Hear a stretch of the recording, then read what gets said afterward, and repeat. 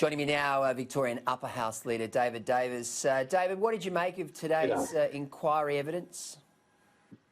Well, it just pointed to the complete shambles of the hotel quarantine in Victoria. We obviously had a state government that rushed this in a way that didn't have attention to detail, and all of the information out of the inquiry today is just harrowing on one hand, with the terrible personal stories, people cooped up for incredible periods without the ability to exercise. At the same time, stories of guards who were not trained in any way, had no idea about the masks, no idea about gloves, no idea about PPE, shocking stories of poor hygiene and poor standards. I mean, it is an absolute and utter shambles.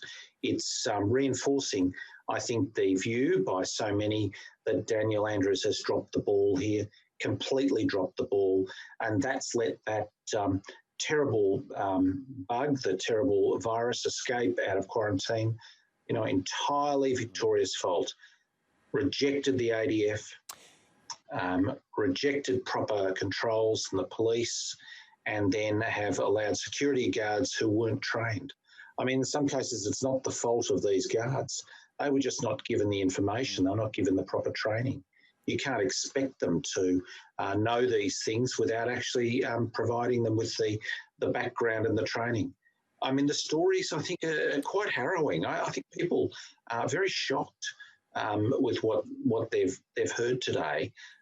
Nurses who were passing on the information to the Department of Health and Human Services, DHHS, the health department here, and it wasn't being listened to. These are registered nurses in charge of part of this, but not given the support, not given the ability to train the security guards, passing on warning after warning to the department, and none of it was heeded.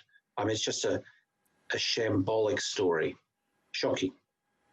And David, we now have established quite clearly the nexus between the hotel quarantine fiasco and the fact that 99% of community transmissions that have occurred in the second wave essentially came from that particular situation.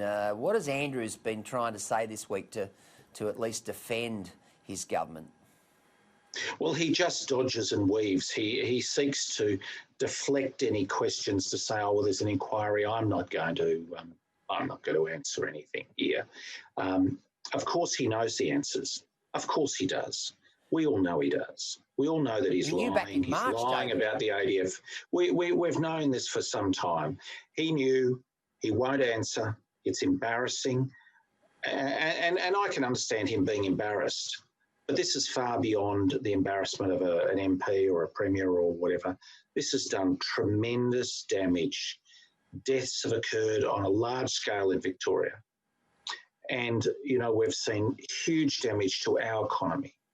And a lot of the bugs that have leached out of this quarantine fiasco have infected New South Wales. So, I mean, this is a national story of incompetence, bloody-mindedness, silliness, and failure to listen. I mean, they had warning after warning after warning. It's very clear from what has come out of the inquiry today that some of those highly educated and intelligent nurses were putting the message across to DHHS, not listening. You can't expect David, this to work well if you don't listen. Sure. I want to ask you about that story on the front page of today's Herald Sun. I opened the show by suggesting that that's the sort of stuff that we read about in China and Russia, where, the government are spying on their citizens with drones. I mean, what's been the reaction in Victoria today to that? Because I just find that absolutely extraordinary. I tweeted about this, last night when it popped up. The newspaper, the Herald Sun, had this slap up front page, and it's clear that Andrews and the very strange group of cabinet ministers he's got around him were looking actively at putting drones up all around Melbourne, ADF drones, military drones, up, spying, flying up and down. I mean, this is strange and spooky stuff. At the same time, literally the same time, they're rejecting the military to help with the hotel quarantine. And they want to put these, drones up doing laps around Melbourne. Now, Melbourne's a very big city, but, and drones would no doubt be able to look into people's backyards and check whether they're congregating. I mean, it's bizarre and spooky stuff. Honestly, what are they thinking? And this dichotomy between, on one hand, rejecting the ADF for very sensible work, contact tracing, quarantine, both of which are terrible failures, but instead thinking they'd use military drones to spy on citizens. Yeah. I mean, you really...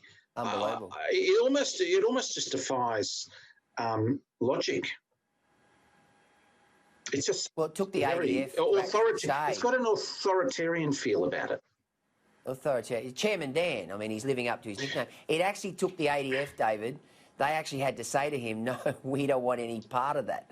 We're not going to actually get involved in that. So sanity prevailed. We're not, Victorian Upper House leader...